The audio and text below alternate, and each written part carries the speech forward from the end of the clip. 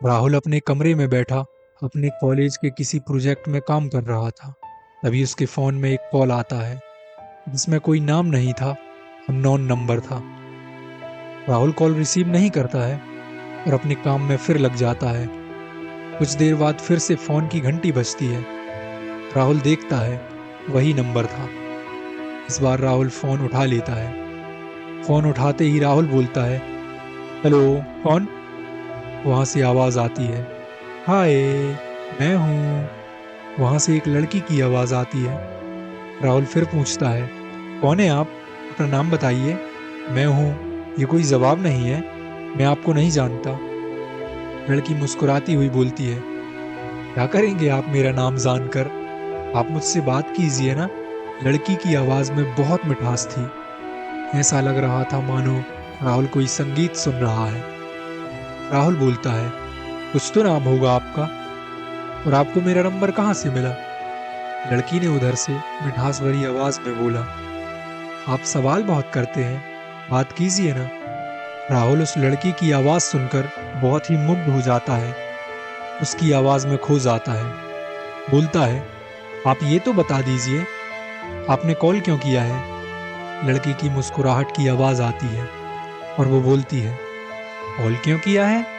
बात करने के लिए। और मैंने आपसे बात करने के लिए कॉल किया है।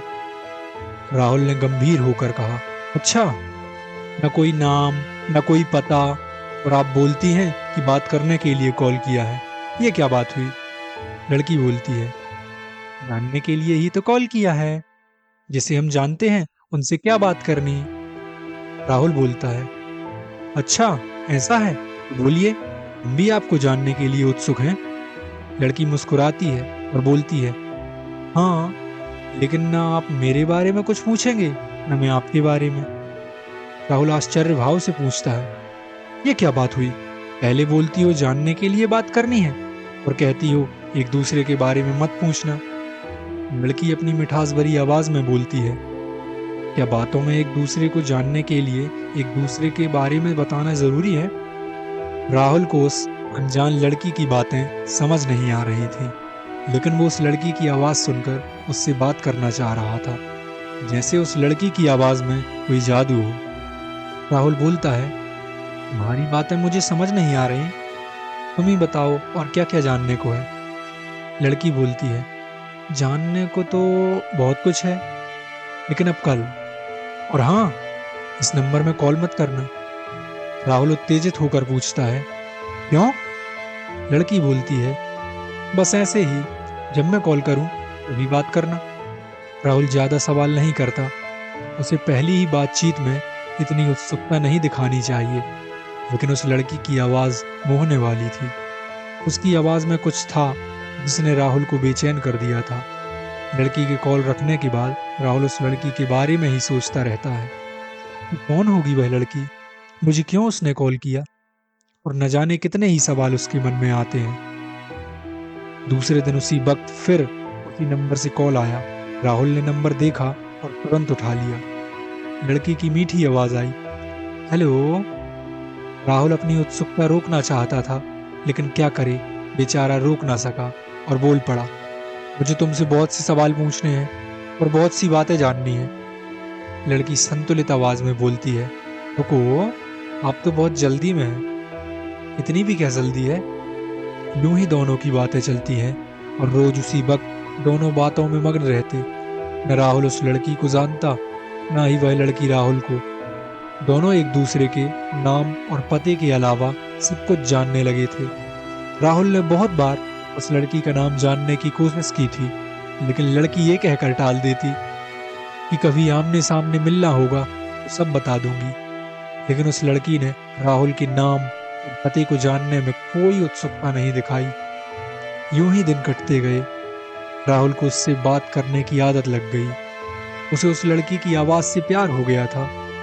उसे पूरे दिन सिर्फ उसी वक्त का इंतजार रहता जब उस लड़की से बातें होती। अगर कभी समय पर कॉल ना आए तो राहुल चिंतित हो जाता। उसे बेचैनी होने लगती। उसे लगने लगता कि कभी अगर उस लड़की ने कॉल करना बंद कर दिया तो मेरा क्या होगा। और जब कॉल आता तो उस पर नाराज होने लगता कि तुमने इतनी देर में कॉल क्यों किया। लड़की मुस्कुरा देती और कुछ न बोलती। यूं ही दोनों की बातें होती रही। राहुल उस लड़की का चेहरा उसकी आवाज के अनुसार मीठा सा बनाता।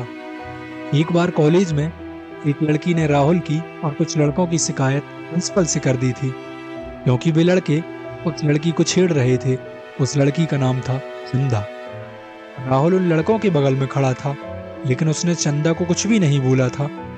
लेकिन फिर भी उसका नाम उन लड़कों में आ जाता है और उसे भी उन लड़कों के साथ कॉलेज से 1 महीने के लिए रेस्टिकेट कर दिया जाता है। उस दिन से राहुल को चंदा से नफरत हो जाती है।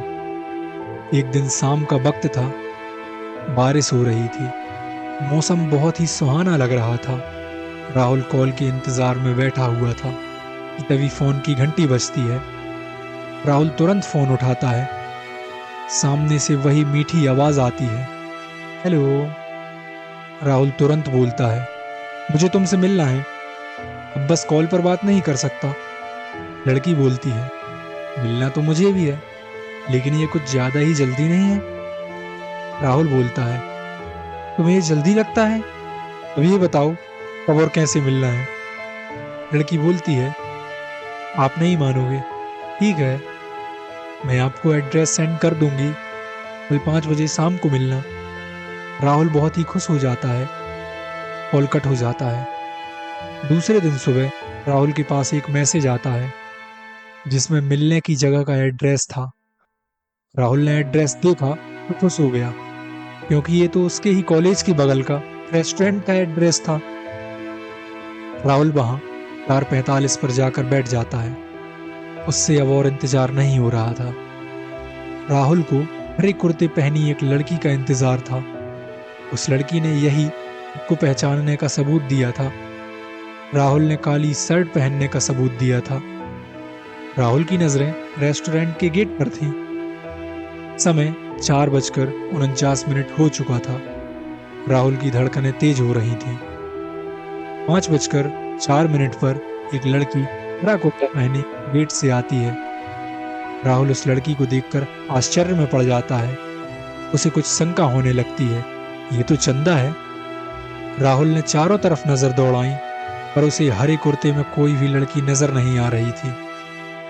चंदा गेट पर ही खड़ी रेस्टोरेंट में किसी चेहरे को खोज रही थी। कुछ देर बाद चंदा राहुल की टेबल पास आती है और राहुल से पूछती है, आप यहाँ किसका इंतजार कर रहे हैं? राहुल ने आवाज सुनते ही पहचान लिया कि चंदा ही वो लड़की है जिससे वो रोज शाम बात करता था। उसने कहा, तुम ही हो?